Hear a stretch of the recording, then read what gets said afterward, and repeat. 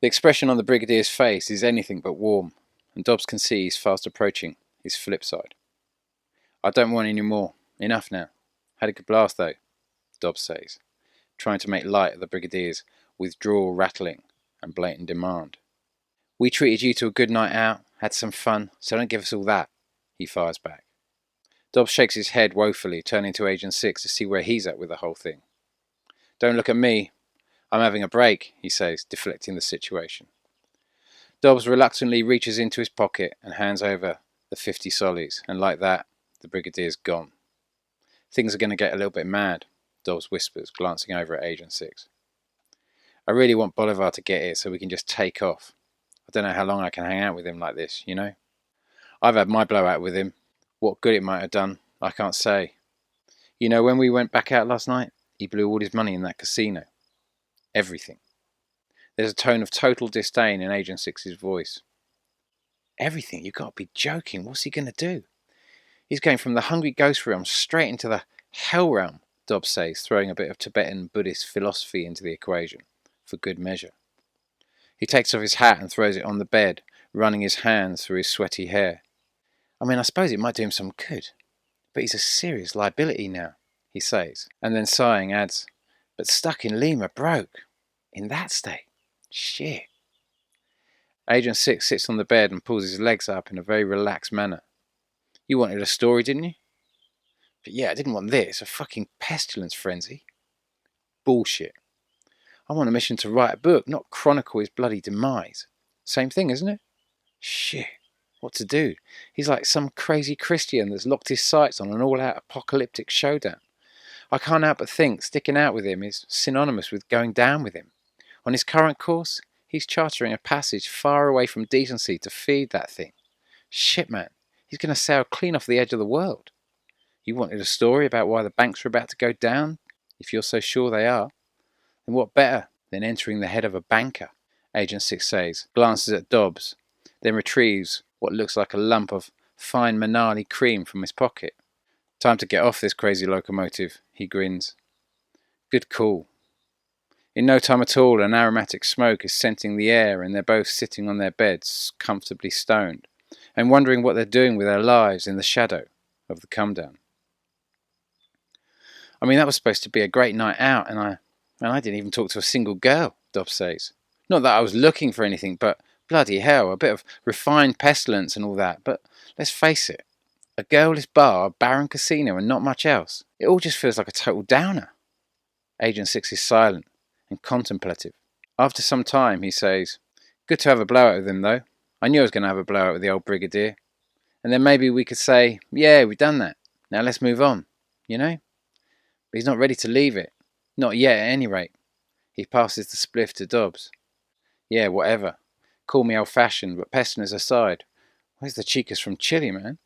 I thought having some fun might actually include a bit of getting blown away by the opposite sex, rather than just sitting blowing cash in a joint like that," Dobbs conveys with a look of disappointment. "I won't blowing no money in that joint. The pestilence is £3 a gram, and drinks run the house. I gambled about a tenner the whole night. How much did you blow?" "Well, yeah," Dobbs chuckles. "I don't think the word blow quite captures my expenditure last night." "Exactly. We're all just feeling the come down now and nothing more. And well, you're just waking up to the fact he's losing it." Shit. After not much more than an hour of lulling about, the door bursts open. Dobbs is reading, and Agent 6 has sunk into a tired sort of lull, but the Brigadier is back, completely reinflated, and everything is running at about 300 miles per hour again. To Dobbs, it's getting boring, and this is only the second day. The Brigadier begins racking up some lines on the TV, but neither Dobbs nor Agent 6 are interested. "Maybe later," Dobbs says, a hint of reservation in his voice. The Brigadier, obviously offended at this refusal of his hospitality, marches back over to the TV, and dispensing with the etiquette of a note, recklessly vacuums the lot up his nose by dragging his whole face across the top of the TV set. Then he turns around, coldly staring at Dobbs, as he carelessly wipes off the vast residue of powder smudged around his face with the back of his hand. Agent 6 is totally unimpressed. He jumps off the bed, grabs his sound system and, without showing any fear of the Brigadier whatsoever, stalks out of the room, almost barging into the other man as he goes and forcing him to jump out the way. Dobbs, who is clearly nervous, can see that the Brigadier is absolutely seething with barely controlled anger, but he just sits there, attempting to disengage from his stroppy mood. He feels distinctly uncomfortable though, and the Brigadier knows it. His ego is inflating out of control, feeding off Dobbs's fear. "Man, you're freaking me out," he finally manages to shout, then buries his head into his book and attempts to shut out the world beyond the edges of its pages. The room is split into two sections and has a separate bedroom at the rear, which the Brigadier has taken for himself, leaving 3 beds in the main section for Dobbs, Agent 6 and Bolivar when he turns up. For a moment, the Brigadier stares at Dobbs with eyes of fury, but then to Dobbs' profound relief, he silently stalks back to his room. Dobbs grabs his book again. It's called The Party's Over by Richard Heinberg, and charts in a fashion America's third run of entering a peak oil scenario, and the scary similarities between now and the previous 2 times, which led to the First and the Second World Wars, respectively. He's still pretty freaked out, and the irony of the book's title is by no means lost on him, but he's tried to lose himself in its pages, nonetheless. It seems to suggest that what is economically unfolding now is nothing more than a currency crisis, propagated by war, disease, famine, terror, and all funded by a credit machine out of control. There's nothing new in there for Dobbs really, but the research is thorough. It's a statistician's funfair. It perplexes him to consider war as a viable business with today's military technology, however. The First World War started with cavalry and ended with tanks and bombers. The Second World War started with tanks and bombers and ended with a nuclear bomb. It's not exactly hard to see where a Third World War would start, though God knows where it would end. In today's world, a so-called mini-nuke has the explosive force 10 times greater than the bomb dropped on Hiroshima, and they are listed by the Pentagon as safe for civilian use. The present-day equivalent of a Hiroshima-sized bomb is called a daisy cutter. Nobody really survives in the vicinity of one of those when they go off, as it's full of sharp shards of metal, but it's not nuclear, so it's considered a clean bomb. It is the most awesome nail bomb ever invented. In their blast radius, they cut everything to shreds. Everything. Thus explaining the cute little name that always makes Dobbs think of kids making daisy chains. How many daisy cutters have been dropped on Afghanistan and Iraq, along with all the depleted uranium bombshells? It's difficult to know. The first Iraq invasion was only supposed to last a year, but the bombing went on for over a decade before the next Iraq war officially started, where in 2003 alone, 240,000 tons of depleted uranium were deployed. The true figures have been heavily suppressed, but Dobbs had read in one blog they could be as high as 40,000 times as much radioactive waste as was generated by the bomb dropped on Hiroshima, an estimate based on the unprecedented volume of birth defects and cancers and other diseases associated with the radiation exposure reported since the invasion. It's obvious to him now, the only way to stop a Third World War is simply not to start one. But how do you do that when it's never you or anyone you ever seem to know who beats the war drum? Who makes these choices, he thinks to himself. Is it really the voters? Are there normal people out there that don't directly profit from war actually voting for it? He's never met any himself. It torments him. His partner can't stand him talking about it. "You're not a fucking economist," she'd scream every time he raised the subject. For her it was all doom and gloom. Oh, and that other terrible word she hated hearing. Conspiracy. Anyone who looks for an answer to these questions encounters conspiracy theories within the first click of their web search. She hated them. Or maybe she just hated what they did to his head. He couldn't decide. It was as though she was policing his thoughts sometimes. But then, it was becoming an obsession. He'd accepted that. Coming back to the present, Dobbs realises his mind is just awash with noisy interference. He feels hostility towards the Brigadier as though he's entangled in his anger. He drops his book down on his lap for a moment and tries to feel for the space beyond the anger, then hold himself there. Suddenly out of nowhere he remembers the Brigadier is a full-blown junkie at the moment. Had he somehow managed to forget that little nugget? That's the long and the short of it, and it has to be taken into account. He'd fully engaged with the antics of the previous night, and it's affected his judgment, he realises. He takes a breath, moving away from the bitterness, then gets up and walks over to the Brigadier's room. "I think I'm going to get some fresh air," he says calmly. The Brigadier is sat on the bed, just staring emotionless at the ceiling. Dobbs doesn't linger, but instead wanders out the room, and up the iron spiral staircase leading to the roof, where Agent 6 is just standing, looking out over the city. He seems a little lost, and Dobbs guesses he's contemplating his problematic relationship with his girlfriend, which, despite the fact it is full of confrontation, still seems to persist in their absence from each other, in the form of endless text messages. It's consuming so much of his time, but yet he's showing no sign of moving through the mess it's made of his head. He's clearly weighed down by it all. They spend an hour or so just listening to music through Agent 6's iPod and speaker system. Dobbs tries to make light conversation, but his heart's not in the best state either. His own relationship back home is on the rocks as well, but right now he's just feeling total relief to have a break from it all. It's probably the pestilence come down that's battering Agent 6 more than anything else. Dobbs knows that will pass, and soon, with the hot afternoon sun on their faces, the fresh air blowing in from the sea, it all starts to feel exciting again. After about an hour or so of this sunny vagueness, the sound of the Brigadier's saxophone can be heard floating up the spiral staircase. Whatever torture space he's been in has evidently lifted a little, even though his presence still feels pretty wide. But as he sways and moves with the music as though manufacturing the tones in his very core, Dobbs can sense he's making a massive effort. And the old Brigadier is clearly coming through. Dobbs knows he's not a bad man. If anything, he's normally pretty caring. He remembered a time not so many years before when they'd all been working at V Festival, and Dobbs had been dozing off under the sun in the early morning, recovering from the previous night's antics, neither really asleep nor awake. He'd been aware of the stragglers making their way back to their tent through his sleepy haze, and just then along came a big bloke who'd peered down the gap between the trucks where they were all asleep. For some reason Dobbs had never found out, the man just turned and with an expression like he'd suddenly become an axe murderer, paced with thundering steps towards him. The guy was so focused on Dobbs, however, that he failed to see the Brigadier asleep between them, and stepped clean on his head. The Brigadier had shot up and standing directly in front of the stranger, giving him a dose of his own scary medicine. Then toe-to-toe with this guy promising to perform extreme bodily harm on him, the Brigadier had stated, "Yeah, but you ain't got what it takes to have a fight with a bloke that's right up for it, have you? You're just a yellow pussy.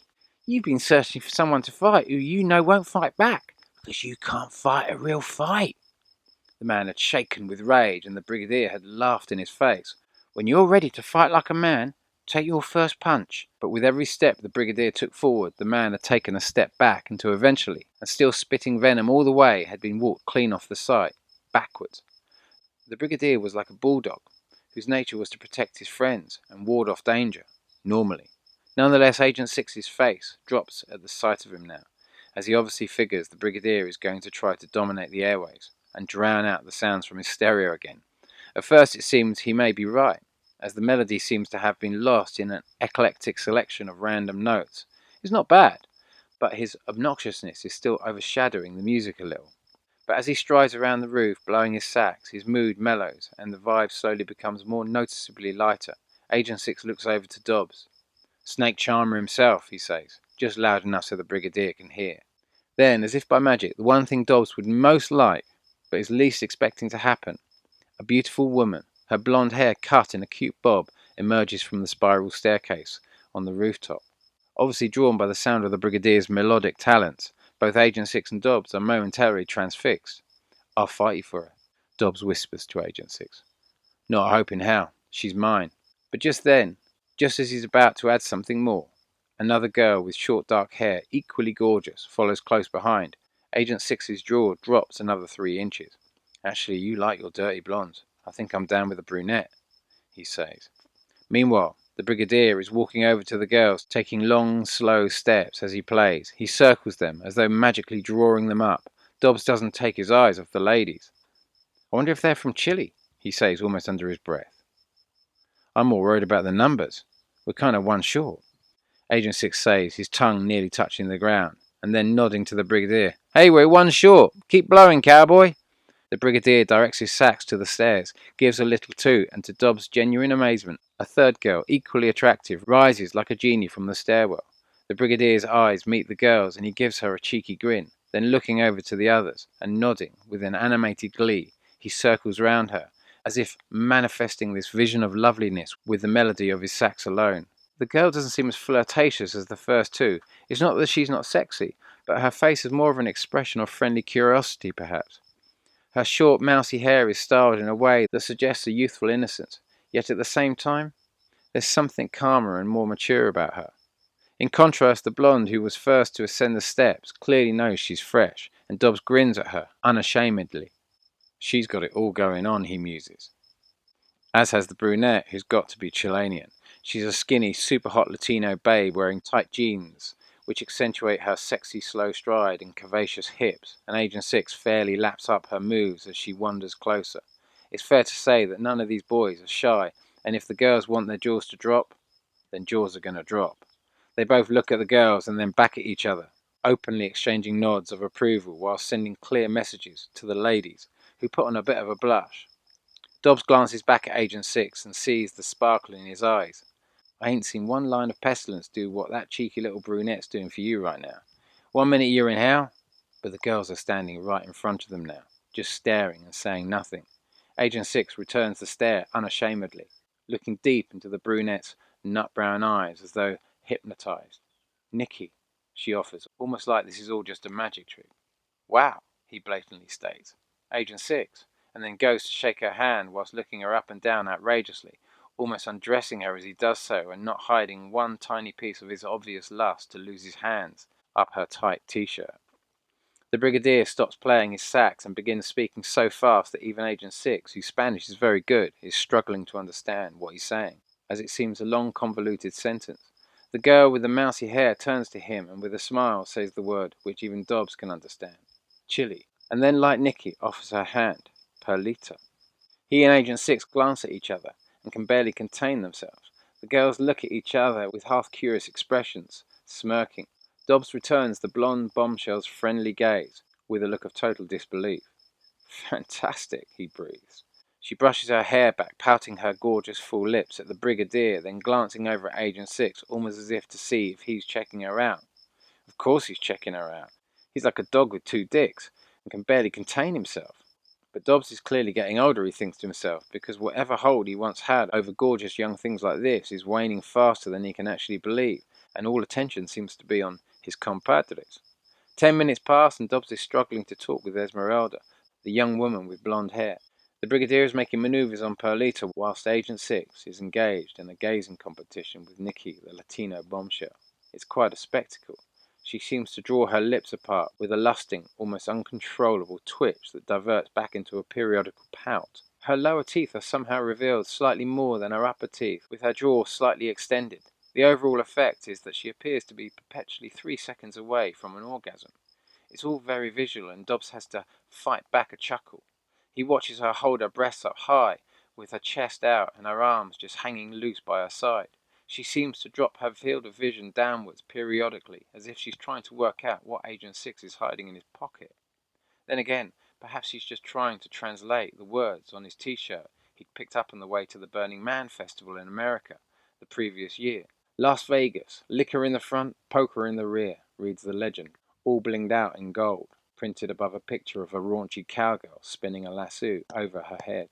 Minutes later, the whole troop are very relaxed, all apart from the brigadier, that is, who's still looking pretty twitchy. The hotel management is 1 step ahead of the game, however, and noticing the potential for business is having drinks ferried up to the roof.